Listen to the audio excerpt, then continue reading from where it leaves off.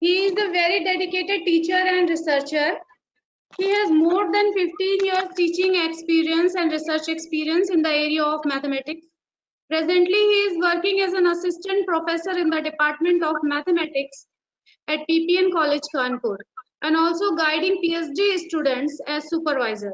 He has many research papers to his credit, which are published in reputed journals, as well as 9 books in co-authorship.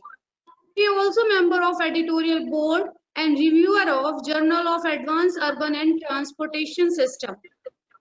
He delivered 18th invited talk in different programs and courses and has keen interest in the area of differential geometry, mathematical modeling, and diffusion theory.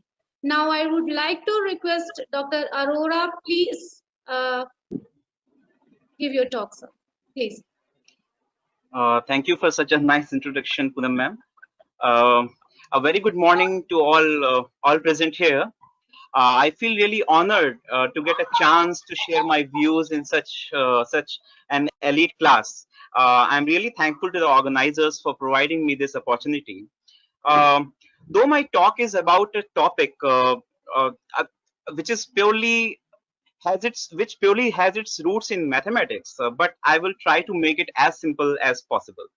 So I'm trying to share my screen now.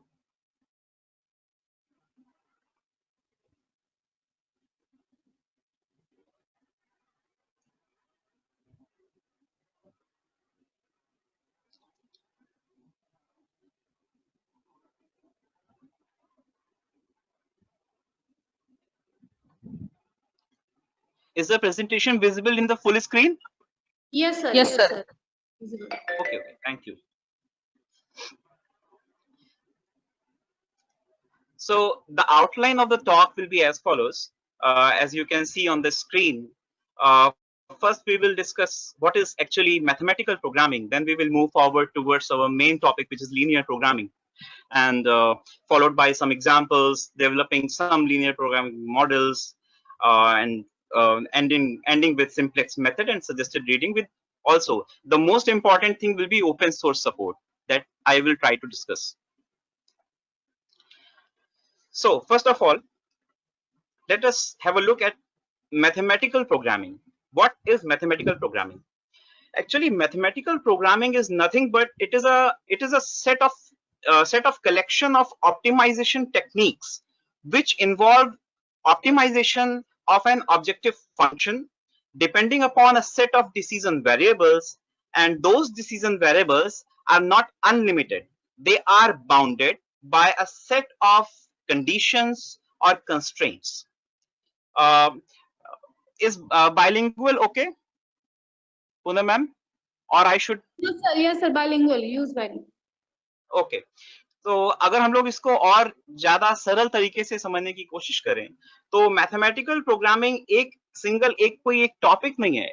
In fact it is a combination, it is a collection of many optimization techniques जिनका एक part linear programming भी है और उन optimization techniques में almost we have same task to do. We have to optimize a single or a set of goals or objective functions, and those objective functions are functions of some decision variables, and those decision variables are also depending upon some resources. So now let us have a look at what are the main steps involved in the mathematical programming. In the mathematical programming, the first phase is understanding a real life problem. We take a real life problem and we try to convert it into mathematical terms as a mathematical model, and after it is converted into a mathematical form, we have some tools which are provided in mathematical programming, or you can say linear programming. Using those tools we can explore solutions of the mathematical model, and then out of those many different possible solutions of the problem, we find the most suitable or the best or the optimum solution of the given daily life problem. So overall, from a daily life problem, convert it into a mathematical format, then using some tools like mathematical programming, linear programming, goal programming, dynamic programming, etc., etc. And after applying those tools on the mathematical model, we find a solution. And once a solution is obtained or a set of solutions is obtained, then we decide which of those solutions is the best one or the optimum one. Now, linear programming. Linear programming, as I stated earlier, linear programming is, we can say that linear programming is a tool provided in mathematical programming, and that tool requires one thing. In linear programming, all the mathematical functions in the model must be linear functions. Now, linear functions, what does it mean? Linear means a line or a plane. If we talk about linear functions, we talk about functions of the form ax plus by. You can say that, for example, this ax plus by, I have encircled that with red color. Ax plus by. In this ax plus by, we can see that x and y are there. These are decision variables, and a and b are some well-known coefficients. The powers of x and the powers of y, the power of x and y both are 1. We can put power 1 here, power 1. And the multiplication terms between x and y must not be there. So these are some very important assumptions which must be incorporated in linear programming, that the mathematical functions whichever we use in linear programming must be linear functions of the decision variables. Now let us try to understand what does it mean graphically. Graphically, linear means it's a line, and non-linear means, simply in simple words, non-linear means it's a curve. Or in 3 dimension, we can say that linear means a plane and non-linear means a surface, curved surface, like we can say a ball, which is a curved surface. Now, let's just move forward to historical background. The first credit of using the applications of linear programming in 1939 goes to Leonid Kantorovich and Vasily Leontief separately. Leonid Kantorovich was a Russian mathematician and economist. He also won Nobel Prize for economics, and especially I would like to mention that for developing, or that for introducing these optimization techniques, he got Nobel Prize. While Vasily Leontief was Russian American economist, he also won Nobel Prize for his work. They both worked separately, but the work was almost common. They worked in the area of manufacturing schedules and economics. Then the next development was linear programming was extensively used during the Second World War for transportation and allocation of depleting resources. Why I am saying depleting resources here? Depleting resources is very important term to be mentioned here, because during the war, during the Second World War, the resources, like you can say the food, the ammunition, weapons, everything was dying day by day. They were reducing day by day, and they knew it that those resources are not going for lasting long enough. So they had to make some mathematical model, or they had to choose some option of allocation of those limited resources to provide the best outcome, or we can say to win the war without actually fighting it. However, year 1946 is the most important and noteworthy year in the development of the linear programming technique. A mathematician from United States, Sir George B. Dantzig, gave or introduced a simplex method. This work gave rebirth, I must say rebirth, to linear programming, and it started and linear programming started being recognized as a new branch of study. Now we move forward to characteristics of a typical linear programming problem. The first characteristic of a typical linear programming problem is that it is an efficient mathematical tool. The core concept of linear programming is based upon linear algebra and matrices. these topics are not easy for those who do not belong or do not have a mathematical background. But application part, I must assure you all that application part is most easy and most easy to understand and apply. So even if somebody is having only knowledge of mathematics up to 8th or 9th level, he can very easily apply those application part to his research or to his further studies with linear programming. The second characteristic of linear programming is that it is vastly applicable. It has applications to many types of real world problems, such as finance, production, marketing, military allocations, transportation, assignment, product mix problems, diet problems, agricultural problems, flight scheduling, and if I keep on counting those, that whole time will be lost. So I stop giving those examples. But four main examples I would like to share once again. The first example is of farmers. किसानों का किसान जो है वो अपनी income को maximise कर सकते हैं. They can maximize their income by deciding what crops and what quantity they should produce to get maximum profit, maximum earning. ये हो गया किसानों के लिए. न्यूट्रिशनिस्ट्स, जो हमारे न्यूट्रिशन एक्सपर्ट्स हैं, वो लीनियर प्रोग्रामिंग को एज अ टूल यूज करके क्या करते हैं या क्या कर सकते हैं? They can provide healthy food chart at low cost for poor people.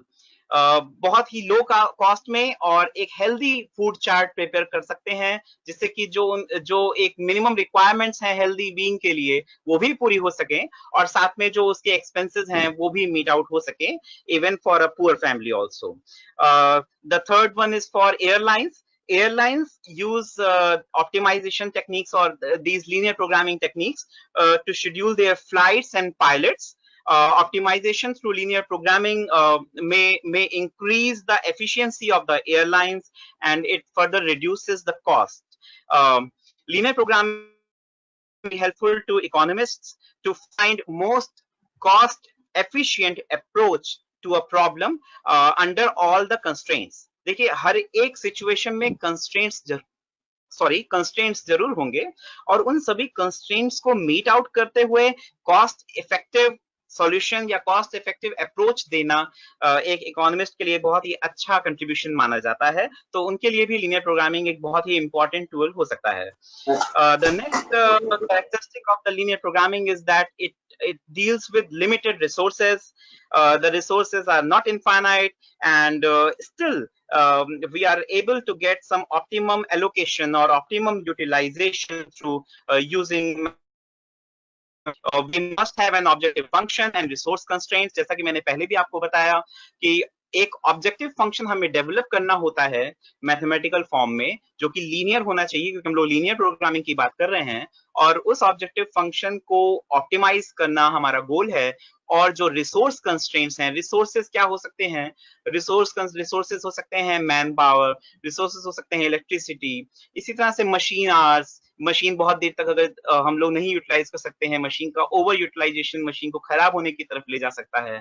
तो इस तरह से हमारे पास बहुत सारे रिसोर्सेज होंगे, and those resources and objective functions are key components of a linear programming problem.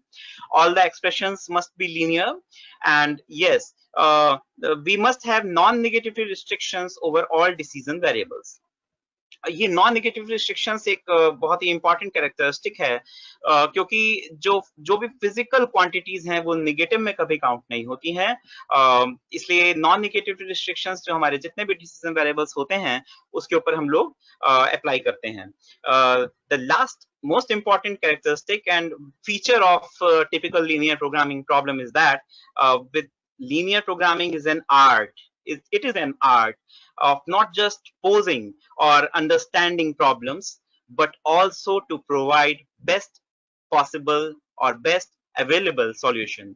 हम लोग क्या करते हैं? हम लोग कुछ ऐसी मेथोडोलॉजी सीखते हैं, कुछ ऐसी लर्निंग होती है हमारी, जिससे कि हम लोग प्रॉब्लम को समझना सीखते हैं या प्रॉब्लम को सामने रखना सीखते हैं. हम लोग सवाल पूछते हैं, लेकिन लीनियर प्रोग्रामिंग केवल सवाल को समझने के लिए नहीं हमें क्षमता देता, जबकि हमें उसका बेस्ट पॉसिबल सॉल्यूशन भी प्रोवाइड करने के लिए एबल बनाता है.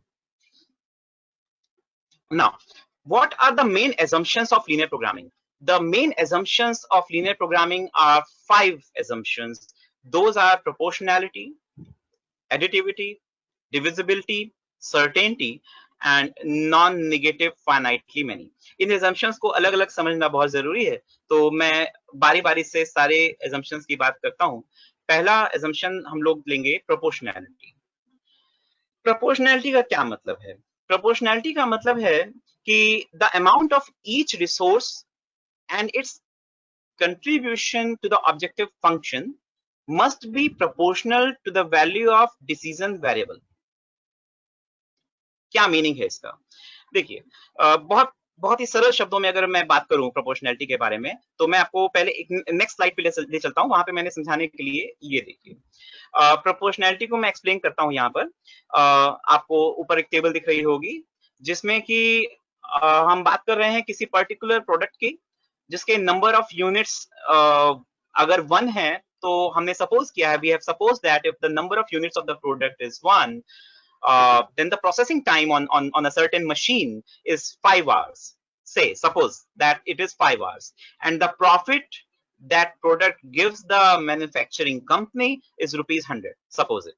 Then, according to the proportionality के कारण से क्या होगा कि अगर हम लोग प्रोडक्ट की नंबर ऑफ यूनिट्स को 1 से बढ़ाकर n करेंगे, तो जो प्रोसेसिंग टाइम होगा वो हम 5 मल्टीप्लाइड बाई n क्वांटिटी अगर हम रेज कर रहे हैं, प्रोड्यूस कर रहे हैं, तो 5n आवर्स प्रोसेसिंग टाइम हो जाएगा. और जो प्रॉफिट है वो सीधे जो एक प्रोडक्ट के लिए प्रॉफिट था 100 rupees, that profit will increase to 100 multiplied by n. So this is direct proportion, or we can say direct linear proportion. जैसे जैसे प्रोसेसिंग टाइम लीनियरली बढ़ेगा, जैसे जैसे प्रोडक्ट की यूनिट्स लीनियरली बढ़ेंगे, प्रोसेसिंग टाइम भी बढ़ेगा, जो कि यहाँ पर प्रोसेसिंग टाइम एक रिसोर्स की तरह पे है और जो प्रॉफिट है वो एक ऑब्जेक्टिव फंक्शन में कंट्रीब्यूशन के तौर पे है. ना वी इसी प्रोपोर्शनैलिटी के कारण से ही हम लोग क्या दिख रहे हैं, एज अ कॉन्सिक्वेंस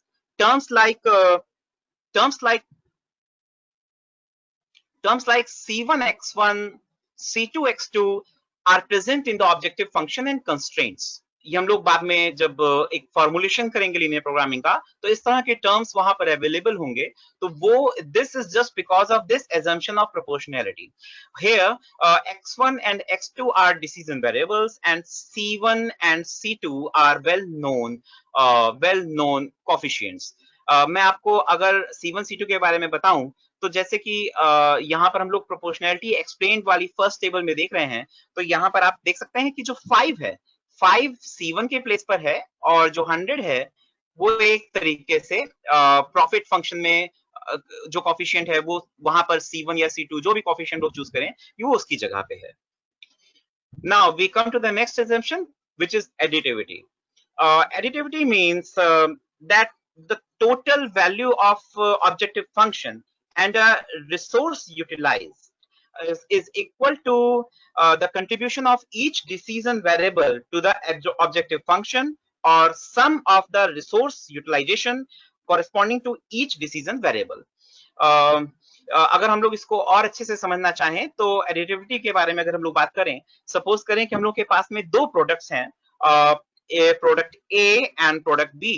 और अगर प्रोडक्ट ए की बात करते हैं, if we suppose that 1 unit of product A takes 5 hours of processing time and it gives us 100 rupees profit, and similarly suppose 1 unit of product B gives us takes 9 hours of processing time and 150 rupees profit it gives us, then if we combine those two products together, suppose we are producing 3 units of product A and 4 units of product B, then the profit will be simply 3 multiplied by 100, that is 300, plus 4 multiplied by 150, that is 600, or in total it will be 900 rupees.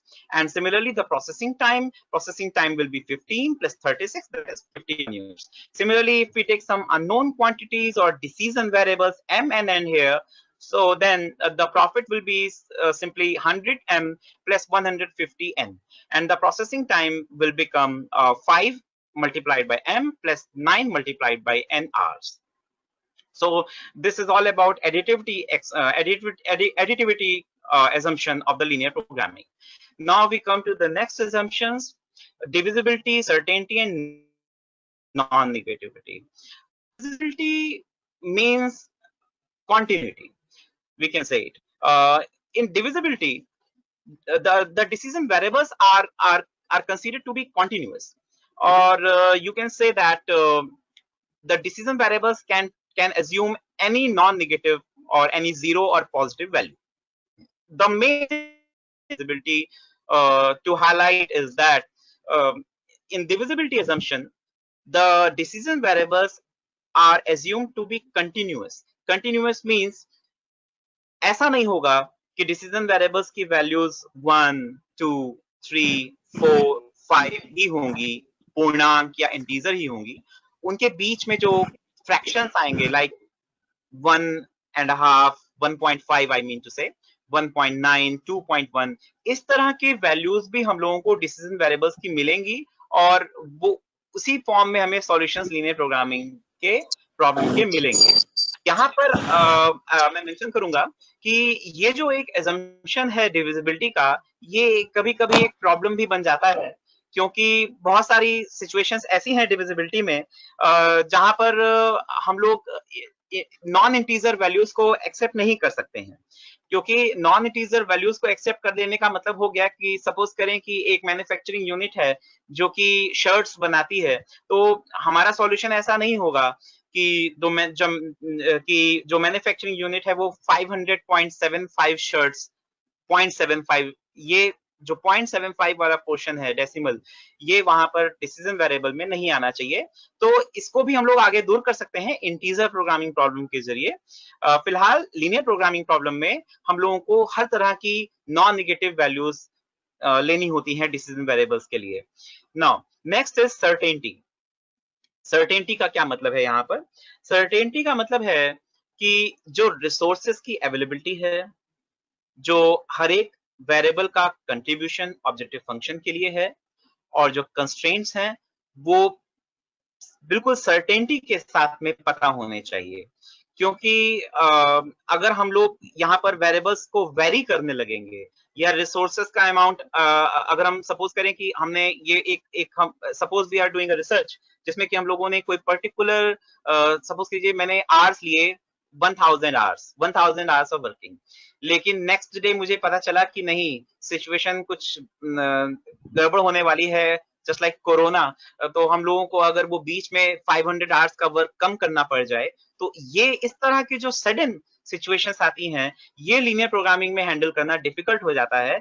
Linear programming में हम लोगों को resources और contribution to of each variable to the objective function certainty के साथ में known होना चाहिए.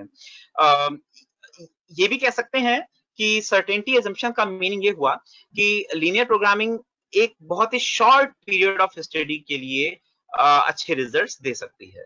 The last assumption non negativity. Non negativity के बारे में लोग पहले ही बात कर चुके हैं, तो मैं इसको अभी स्किप करता हूं. Now the main components of linear programming: decision variables. Decision variables वो क्वांटिटीज हैं जो कि एक डिसीजन मेकर को डिटरमाइन करनी है.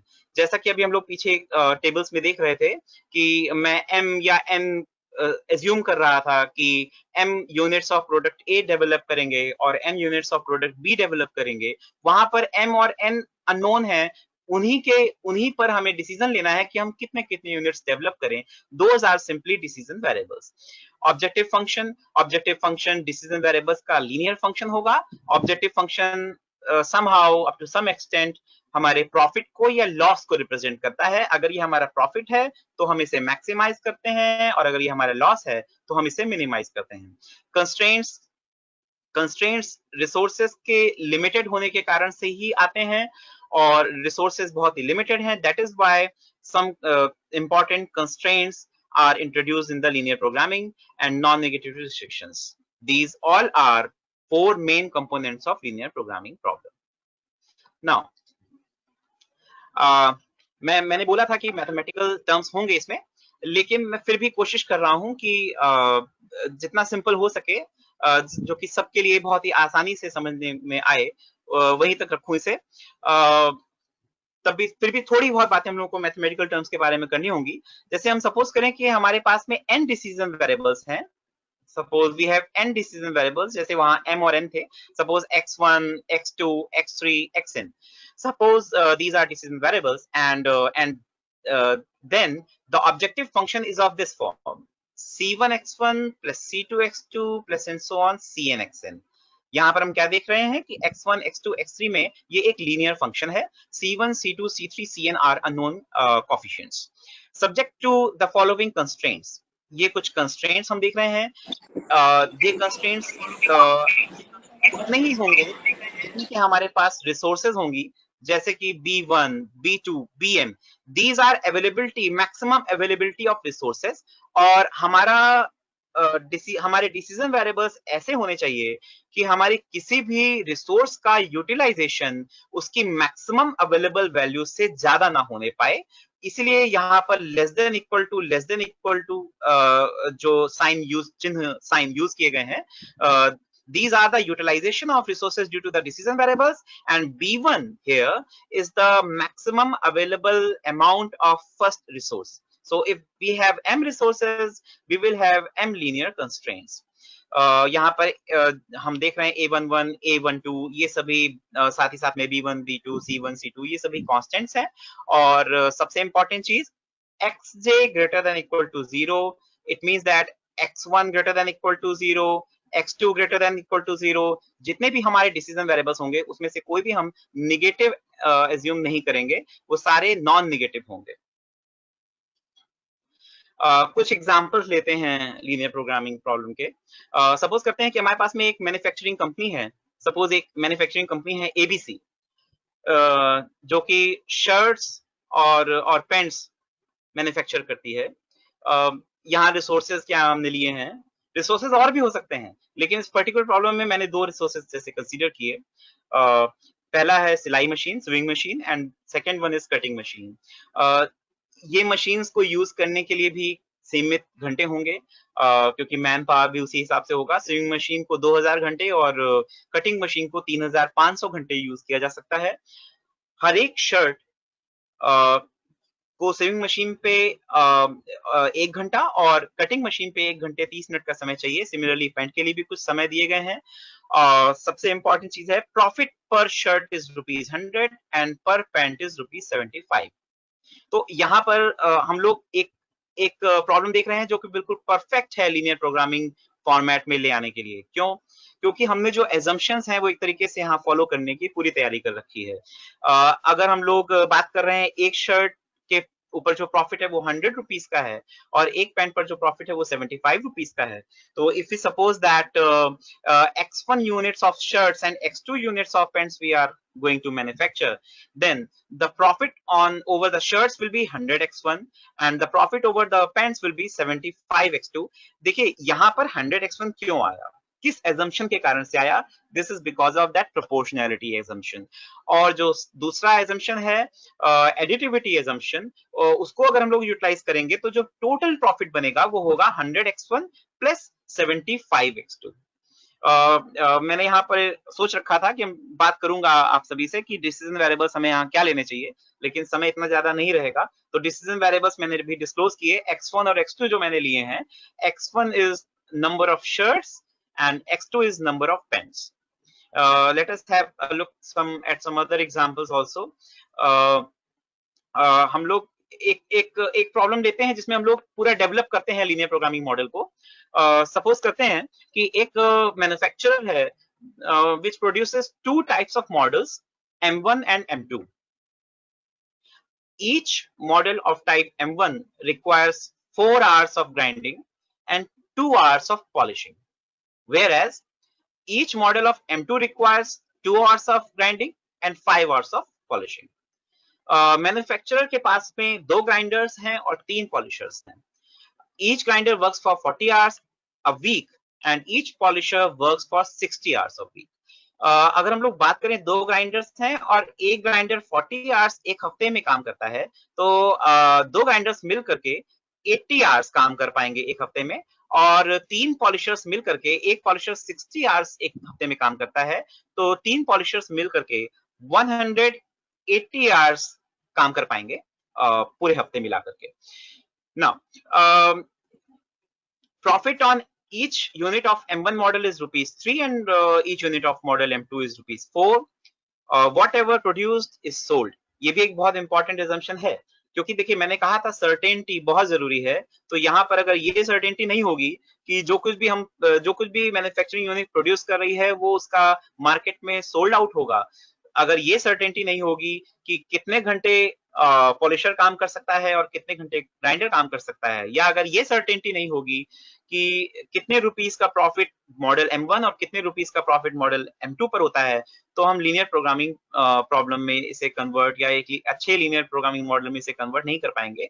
इसलिए सर्टेनिटी बहुत इंपॉर्टेंट एजम्पशन है लीनियर प्रोग्रामिंग प्रॉब्लम्स का।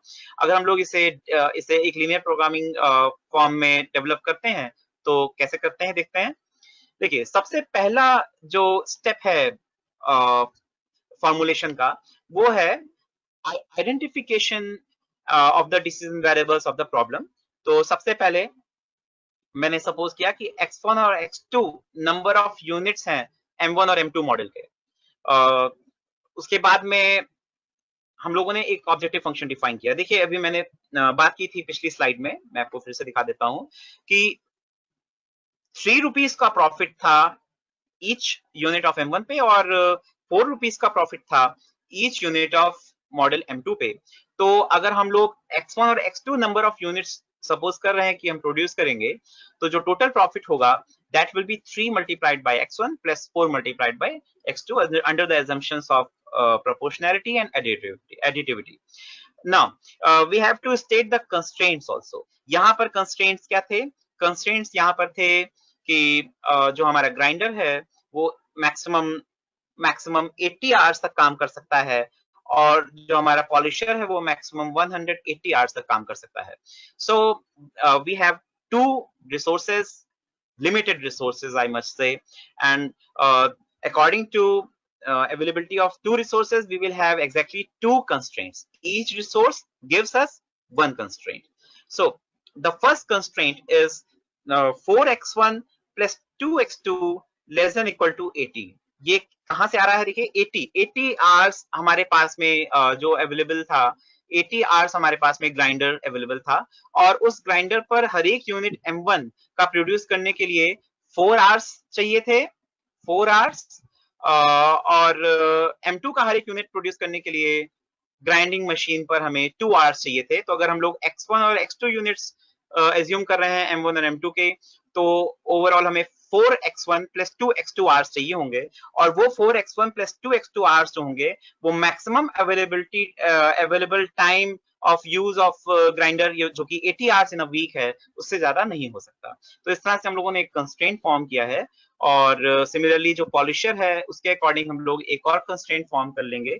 पॉलिशर के लिए हमारे पास ये दूसरा कंस्ट्रेंट होगा और पूरी तरह से अगर हम लोग बात करें तो एक लीनियर प्रोग्रामिंग प्रॉब्लम हमारे सामने आ जाती है।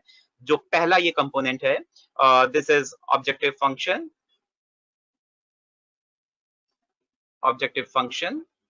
जो दूसरा कंपोनेंट है वो कंस्ट्रेंट्स हैं और जो तीसरा कंपोनेंट है वो है नॉन नेगेटिविटी रिस्ट्रिक्शन। और एक सबसे इंपॉर्टेंट कंपोनेंट है x1 और x2 का जो कि हमारे डिसीजन वेरिएबल्स है। मैंने 4 कंपोनेंट्स की बात की थी।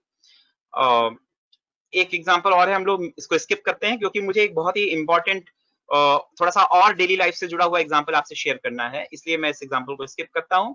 इस एग्जांपल पे हम लोग आते हैं। फोर्थ एग्जांपल है मेरा। एक किसान है जिसके पास में 100 एकड़ जमीन है, 100 एकड़।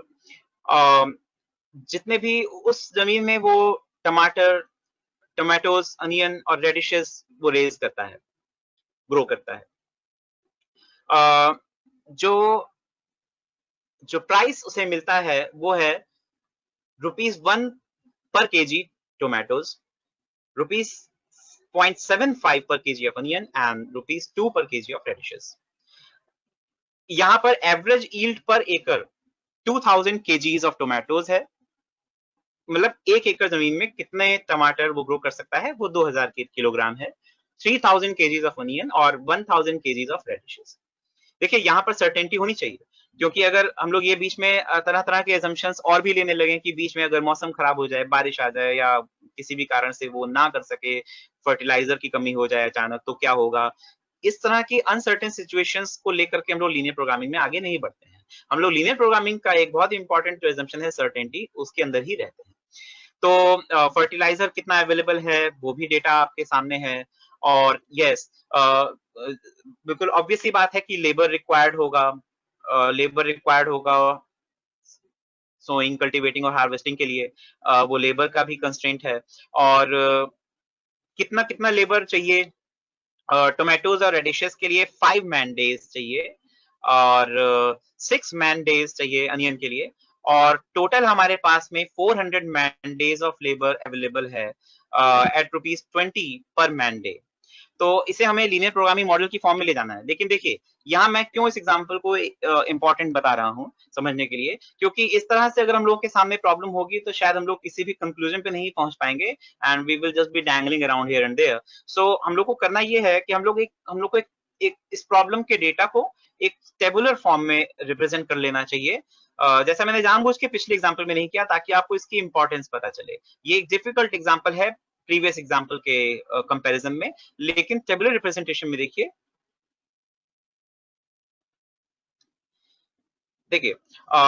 यहाँ पर जो सारी इंफॉर्मेशन थी उसको मैंने एक टेबल के फॉर्म में ले लिया है। Tabular representation of data. Tomatoes पे प्रॉफिट था ₹1 पर केजी, प्रॉफिट पर केजी ₹1। अनियन पे, रेडिशेस पे नोन था। पर एकड़ कितनी यील्ड है टोमेटोज की, वो भी नोन है। पर एकड़ कितना फर्टिलाइजर चाहिए होगा, वो भी वेल नोन है। और कितनी मैन पावर चाहिए, टोमेटोज के लिए 5 मैन डेज था, रेडिशेस के लिए 5 मैन डेज था, और अनियन के लिए 6 मैन डेज था। देखिए, अब यहाँ पर हमारे डिसीजन वेरिएबल्स क्या हैं। सबसे इंपॉर्टेंट है the identification of the decision variables, कि हमें चाहिए क्या। हमें ये हमें ये नहीं चाहिए कि हमें शुरुआत में अगर हम लोग यही सोचते रहेंगे कि कितने टोमेटोज, कितने अनियन, कितने रेडिशेस हमें ग्रो करने हैं, अगर उसे हम डिसीजन वेरिएबल लेने लेंगे तो प्रॉब्लम उलझ जाएगी। हम लोगों को यहाँ पर जो टोटल 100 एकड़ हमारे पास फार्म था, उस 100 एकड़ में से हमें ये एज्यूम करना है, सपोज x1 एकड़ is dedicated for the farming of tomatoes. इसी तरह से x2 एकड़ लैंड पे हम लोग अनियन, और x3 एकड़ लैंड पे हम लोग रेडिशेस ग्रो करेंगे। अगर हम लोगों ने इस तरह से एज्यूम कर लिया है कि x1 एकड़ जमीन पे टमाटर होंगे, तो टोटल कितने कितने टोमेटोज ग्रो होंगे, और उस पे हमें कितनी अर्निंग होगी फार्मर की। तो देखिए, पर एकड़ 2000 केजीज ग्रो होते थे, जो कि हमारा एजम्पशन है, या जो हमें इस प्रॉब्लम में गिवन है विद सर्टेनिटी। तो अगर हम लोग इसको ₹1 से मल्टीप्लाई करते हैं तो हम लोगों को ₹2000 मिलता है। अब यहाँ पर x1 क्यों है, x1 इसलिए है क्योंकि ये सब पर एकड़ था। अगर हमने ये डिसाइड कर रखा है कि x1 एकड़ लैंड पे हम लोग टोमेटोज ग्रो करेंगे, तो it will be 2000 x1। Similarly we can find it for onions and radishes. Now, ये तो हो गई हमारी टोटल सेल या फार्मर की टोटल सेल। फर्टिलाइजर एक्सपेंडिचर की अगर हम लोग बात करेंगे, तो फर्टिलाइजर की कॉस्ट पिछले स्लाइड पर गिवन थी, ₹0.5 पर केजी, 50 पैसे पर केजी। तो अगर हम लोग, और ये भी हम देख रहे हैं कि पर एकड़ हमें कितने फर्टिलाइजर की नीड है, रिक्वायरमेंट है, तो 100 केजी फर्टिलाइजर की रिक्वायरमेंट है टोमेटोज के लिए पर एकड़।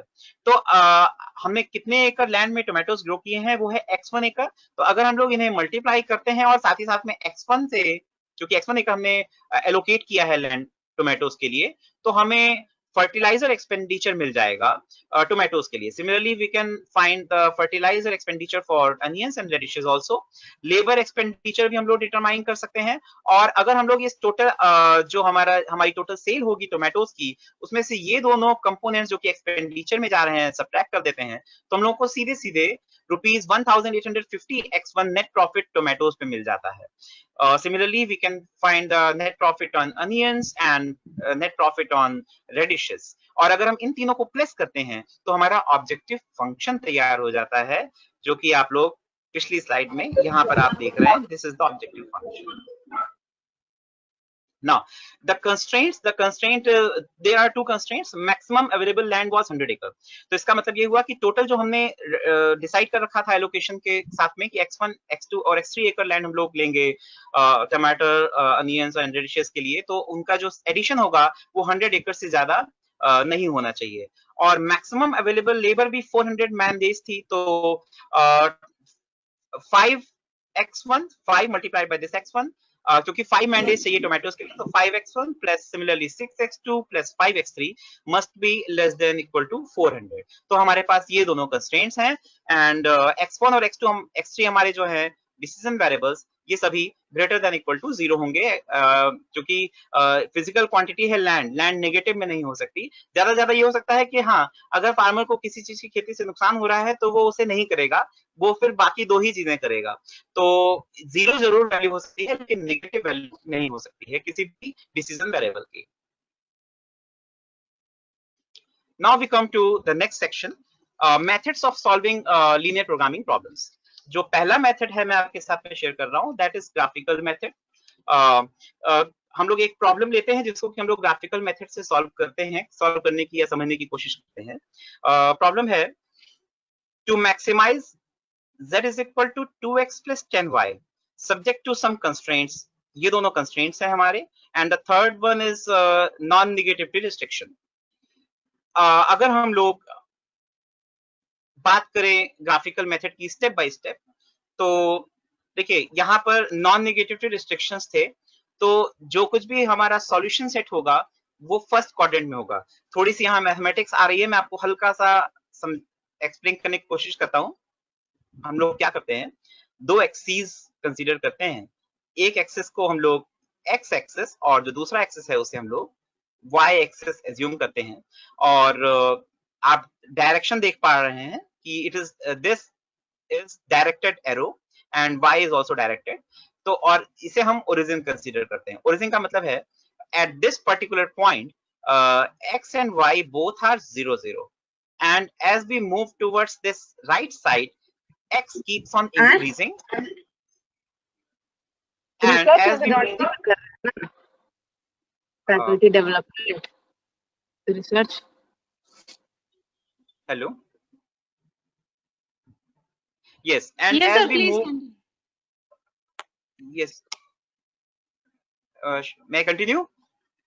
Yes, sir, please continue. Okay.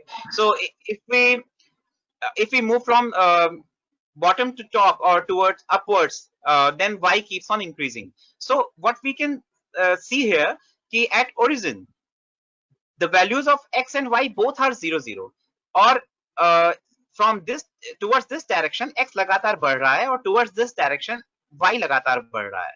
इसका मतलब ये जो रीजन होगा, यहाँ पर x की वैल्यू भी 0 से बड़ी होगी और y की वैल्यू भी 0 से बड़ी होगी। दिस इज कॉल्ड प्लस और पॉजिटिव क्वाड्रेंट। और इधर x नेगेटिव हो जाएगा, इधर y नेगेटिव हो जाएगा, इधर दोनों नेगेटिव, या इधर दोनों नेगेटिव हो जाएंगे, इधर y नेगेटिव हो जाएगा। तो इसलिए हम लोग को, since we have to strictly follow the non-negativity restrictions x greater than equal to 0 and y greater than equal to 0, तो हम लोगों को जो कुछ भी ग्राफिकल मेथड में हम लोग प्रॉब्लम, जितनी भी प्रॉब्लम्स हम लोग सॉल्व करेंगे ग्राफिकल मेथड से, तो हम लोग केवल इस फर्स्ट क्वाड्रेंट में, केवल इस रीजन में ही कंसीडर करेंगे। Next we had some constraints there, जैसा कि आप देख रहे हैं 2x plus 5y less than equal to 16, x less than equal to 5। तो 2x plus 5y less than equal to 16 ये एक इनइक्वालिटी है, और इनइक्वालिटी को सॉल्व करना डिफिकल्ट है। तो बिफोर सॉल्विंग एन इनइक्वालिटी हम लोग इसे एक इक्वेशन में कन्वर्ट कर लेते हैं। 2x plus 5y less than equal to की जगह पे इक्वल साइन लेते हैं, और ये एक लाइन है, इस लाइन को हम लोग ड्रॉ करते हैं, और उस लाइन को ड्रॉ कर लेने के बाद में हम लोग ये देखते हैं कि अगर हम लोग यहाँ पर x की जगह पे 0 और y की जगह पे 0, दोनों प्लेसेस पे अगर हम लोग 0 लेते हैं, the left hand side, this side becomes 0, और अगर ये साइड 0 है, then obviously 0 is less than equal to 16। so origin जो होगा, जहां पर हमने दोनों x और y को 0 लिया, it means that point is origin। जो origin होगा वो हमारी इस inequality को satisfy कर रहा है, it means that this is going to be the reason, This is going to be the reason corresponding to 2x plus 5y less than equal to 16. ये लाइन कैसे ड्रॉ की है, इसके लिए आप थोड़ा सा और टेक्स्ट फॉलो कर सकते हैं, बड़ी आसानी से कहीं पर भी हम लोगों को 9th-10th लेवल पे भी हम लोगों को, अगर हम लोग मैथमेटिक्स की कोई बुक फॉलो करेंगे तो लाइंस हम लोग कैसे ड्रॉ कर रहे हैं वो हमें वहां से क्लियर हो जाएगा। Similarly x less than equal to 5 के लिए हम लोग पहले x इक्वल टू 5 ड्रॉ करेंगे और उसके बाद में हम लोग डिटरमाइन करेंगे x less than equal to 5 वाला रीजन। ये हमेशा एक रीजन होगा, this region is called feasible region. Now अब मैं आपको एक, ये है देखिए यहां पर हम लोगों के पास में दो कंस्ट्रेंट्स थे। पहला कंस्ट्रेंट जो था वो था 2x plus 5y less than equal to 16 और दूसरा कंस्ट्रेंट था x, it is not x less than equal to 5, दूसरा कंस्ट्रेंट था x less than equal to 5। so 2x plus 5y less than equal to 16 वाला जो constraint है वो ये है 2x plus 5y, ये तो लाइन है, लाइन की क्वेश्चन पे तो इक्वल टू 16 होगा, जो लेस देन इक्वल टू वाला पोर्शन है वो ये है, और जो दूसरा कंस्ट्रेंट था वो था x less than equal to 5। so x equal to 5 वाला कंस्ट्रेंट ये है, this is the line, x is equal to 5, और x less than equal to 5 की बात करेंगे तो हम लोग x को 5 से कम रखेंगे, इसका मतलब ये रीजन है। अगर हम इन दोनों को इन दोनों का कॉमन रीजन हम लोग लें तो जो मैं शेड कर रहा हूं इस समय, ये आपको एक रीजन ऐसा मिलेगा जो कि दोनों कंस्ट्रेंट्स, जिसके लिए दोनों कंस्ट्रेंट्स एग्री करते हैं या दोनों कंस्ट्रेंट्स जिसमें सेटिस्फाई होते हैं। This region is called feasible reason। अब हमारा जो नेक्स्ट टास्क होता है वो ये होता है कि इस फिजिबल रीजन में जितने भी पॉइंट्स हैं उन पॉइंट्स पर हम लोग ये देखेंगे कि हमारे, देखिए मैंने आपसे शुरुआत में ही बताया था कि लीनियर प्रोग्रामिंग टेक्निक क्या कहती है। वो ये कहती है कि आप कंस्ट्रेंट्स को फॉलो करो, आप नॉन नेगेटिव रिस्ट्रिक्शंस को फॉलो करो, और उसके बाद में आप you try to find all possible solutions. ये तो पहला फेज हो गया। ये जो फेज था ये था फिजिबल रीजन को ऑब्टेन करने का, क्योंकि जो आप देख रहे हैं यहाँ पर मैंने, शायद विजिबल होंगे, मैंने पॉइंट्स थोड़ा सा हल्के लग रहे हैं मुझे, यहाँ पर पॉइंट्स हैं, ये सभी जितने भी पॉइंट्स हैं ये सारे पॉइंट्स हमारे सॉल्यूशंस हैं, ऑल पॉसिबल सॉल्यूशंस। लेकिन ये इनमें से कौन सा बेस्ट पॉसिबल सॉल्यूशन है वो अभी भी हमें सेलेक्ट करना बाकी है।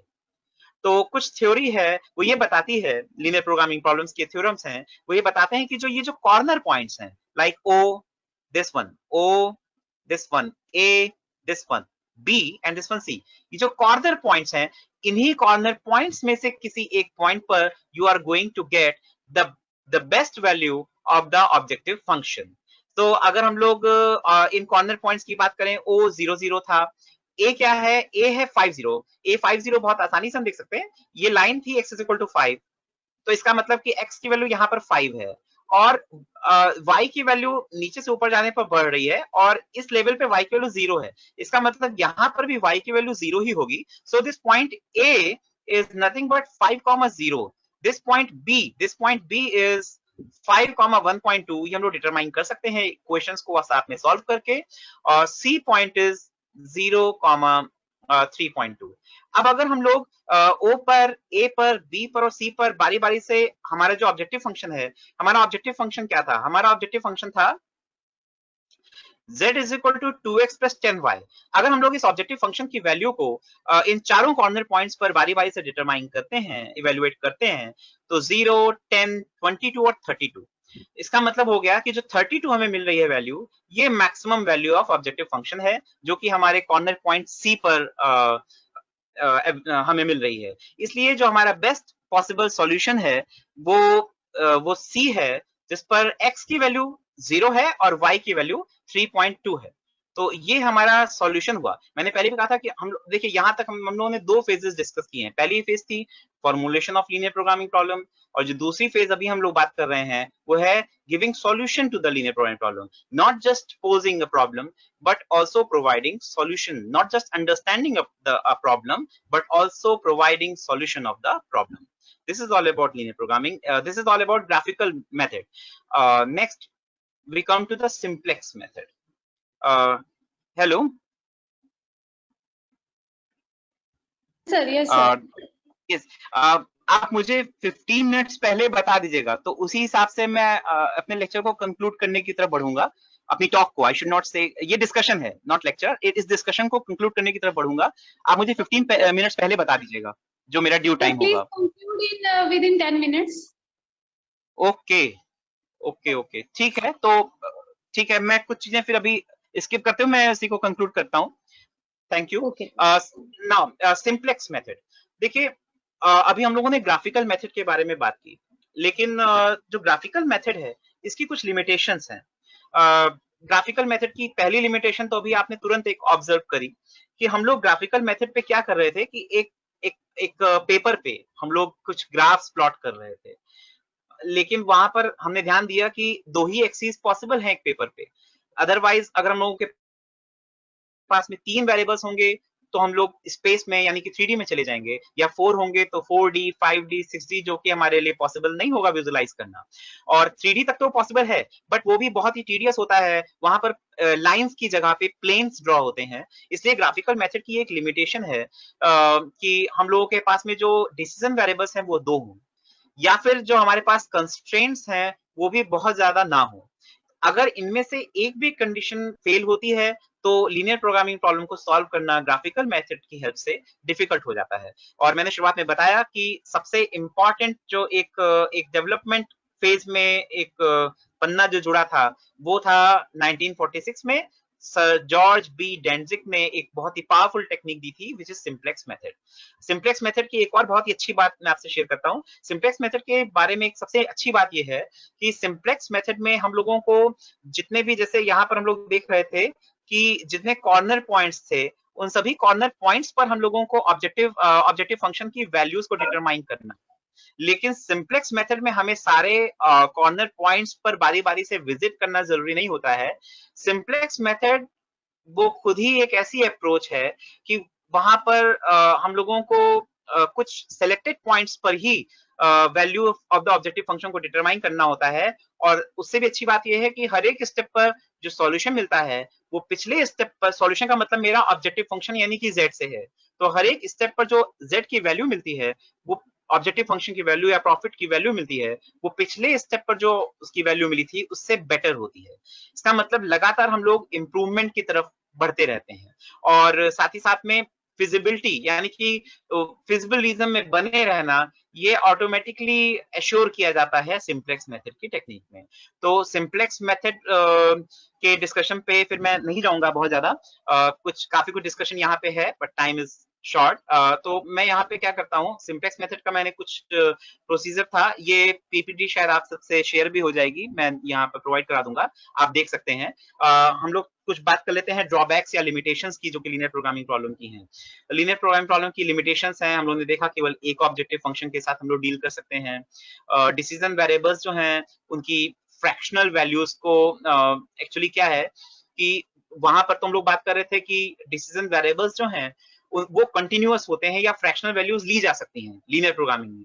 लेकिन जो बहुत सारी सिचुएशंस हैं जैसे कि नंबर ऑफ ड्रेसेस हैं वो फ्रैक्शन में नहीं हो सकती, नंबर ऑफ पर्संस फ्रैक्शन में नहीं हो सकते हैं, इसलिए हम लोगों को इंटीजर प्रोग्रामिंग प्रॉब्लम की तरफ आगे बढ़ना पड़ता है।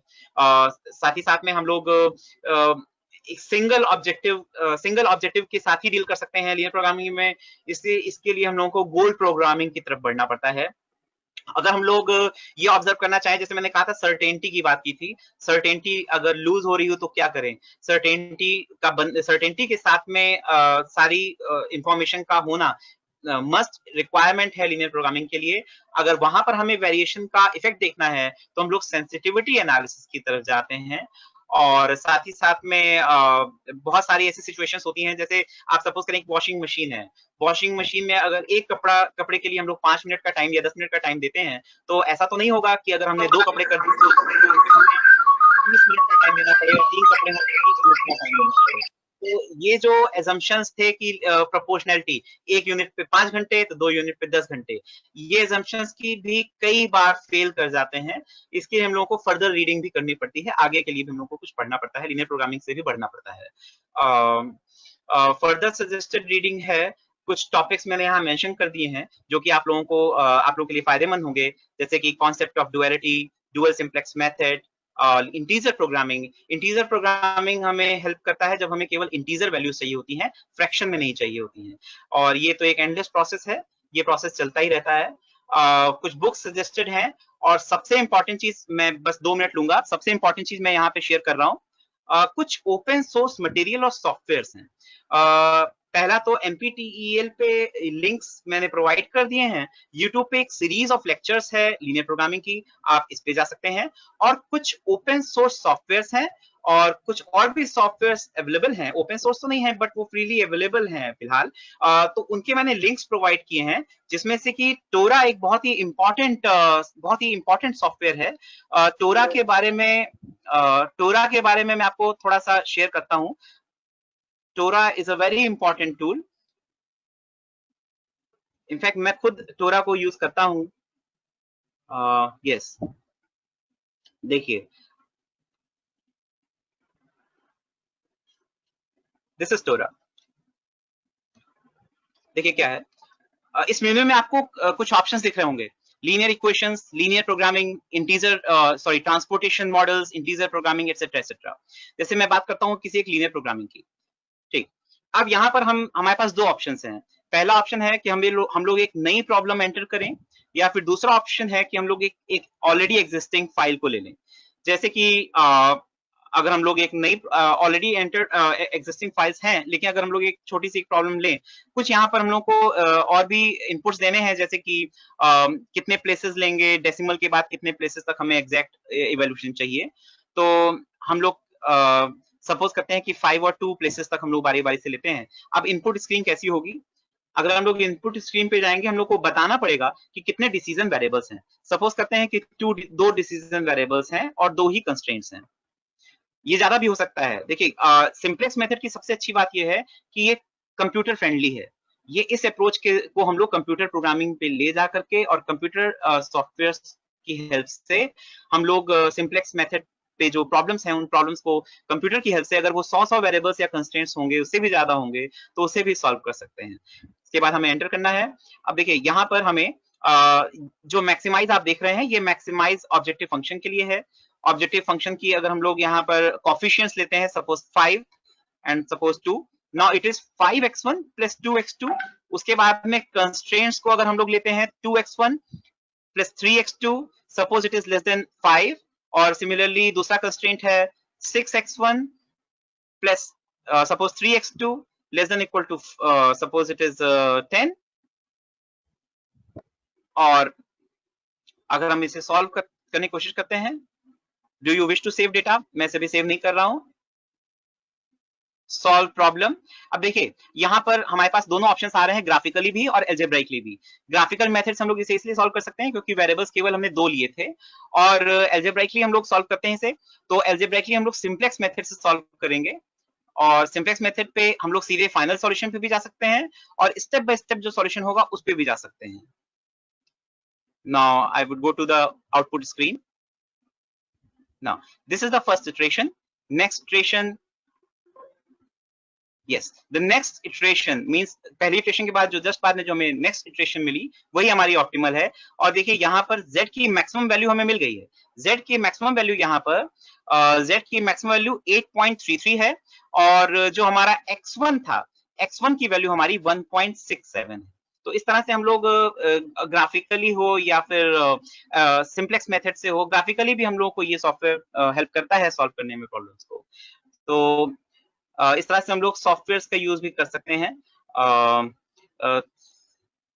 सो थैंक यू, आप लोगों ने मुझे इतने धैर्य के साथ में सुना।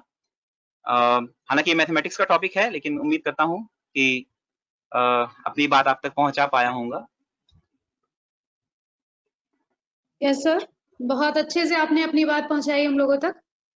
Thank you so much, ma'am. For question answer session, Yes. I would request to Dr. Raghavendra Pratap Narayan and Dr. Kranti Singh and Dr. Arvind also, please.